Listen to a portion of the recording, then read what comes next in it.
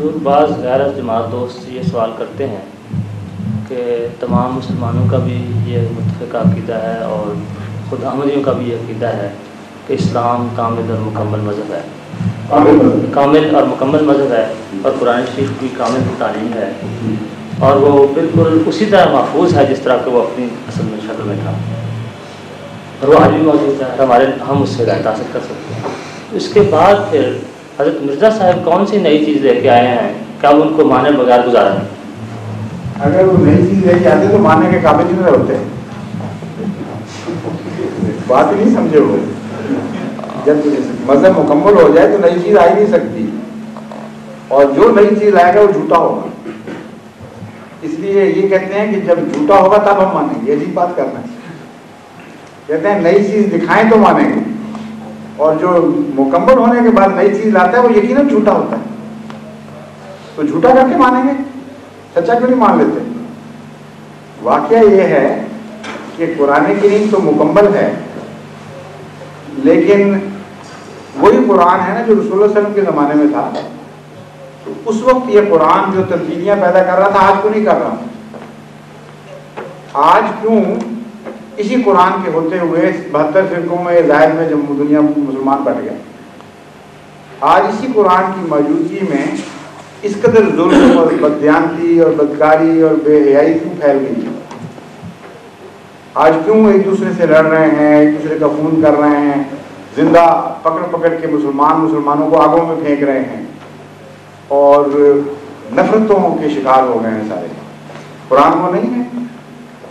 یہ تو قرآن کہتا ہے کہ ایسے ہیں محمد رسول اللہ صلی اللہ علیہ وسلم کے غلام کہ جس طرح ایک دیوار شیشہ پلائی ہوئی ہوتی ہے، اس طرح جکڑے ہوئے آپس میں، اس طرح محبت کرنے والے، اشداء علی الکفار رحماء بینہم، بے انتہا آپس میں محبت کرنے والے، بے انتہا رحم کرنے والے۔ تو وہ قرآن، اس کی یہ باتیں غلط ہو گئی ہیں، نعوذ باللہ من ذالک، کیوں نہیں ہو رہا؟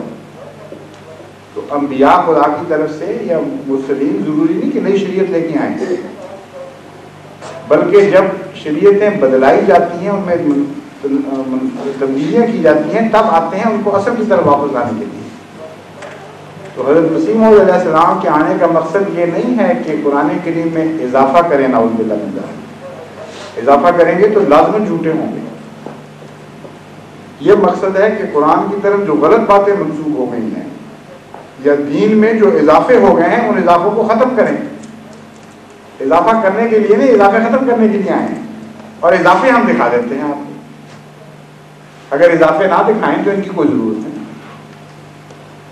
اضافے تو اتنے ہو گئے ہیں دین میں کہ وہ نظر آتے ہیں چبھتے ہوئے آنکھوں کو کہ اس عمارت کا تو حصہ نہیں نظر آتے، یہ کیوں آگے بڑھ گئے ہیں اتنا۔ آپ دیکھ لیں کہ قرآن کریم کے ہوتے ہوئے قبر پرستی بھی جائز قرار دے دی گئی، اور قبر پرستی کو شرک بھی قرار دیا گیا۔ کیا بنیادی اختلاف ہے کہ نہیں؟ کیا اگر ایک سچا مذہب اسلام ہے تو دوسرا اضافہ ہے؟ قرآن کریم کے ہوتے ہوئے حضرت صلی اللہ علیہ وآلہ وسلم کو نور بھی قرار دیا گیا کہ بدن نہیں ہے، مجسم نور تھے، اور یہ بھی اسی قرآن سے ثابت کیا جا رہا ہے کہ جو یہ کہے وہ مشرک پکا، اس کا اسلام سے کوئی تعلق نہیں۔ اور دوسری طرف کہتے ہیں کہ جو یہ کہے کہ جسم تھا نور نہیں تھا، وہ پکے کافر اور ملحد، ان کا اسلام سے کوئی تعلق نہیں۔ اب دونوں بیک وقت تو اسلام نہیں ہے نا، ایک وقت میں تو قرآن کی تعلیم نہیں ہو سکتی، تضاد نہیں ہے قرآن۔ جس کو بھی آپ اسلام قرار دیں گے دوسرا اضافہ بن جائے۔ تو اتنے بنیادی اختلاف ہیں کہ ان کی روشنی میں بے انتہا اضافے ہو چکے ہیں کامل دین میں۔ ان اضافوں کو مٹانے کے لیے خدا کی طرف سے ایک آنے والا ضروری تھا، اسی کا نام مسیح ہے، اسی کا نام مہدی۔ پھر ایک اور جواب اس کا یہ ہے کہ مسیح اور مہدی کی پیشگوئیاں احمدیوں نے تو نہیں بنائی، حضرت صلی اللہ علیہ وسلم کی پیشگوئیاں ہیں۔ اس لیے اگر حضرت مرزا صاحب کو نہیں ماننا تو نہ مانو، پیشگوئیوں کو مانتے ہو کہ نہیں؟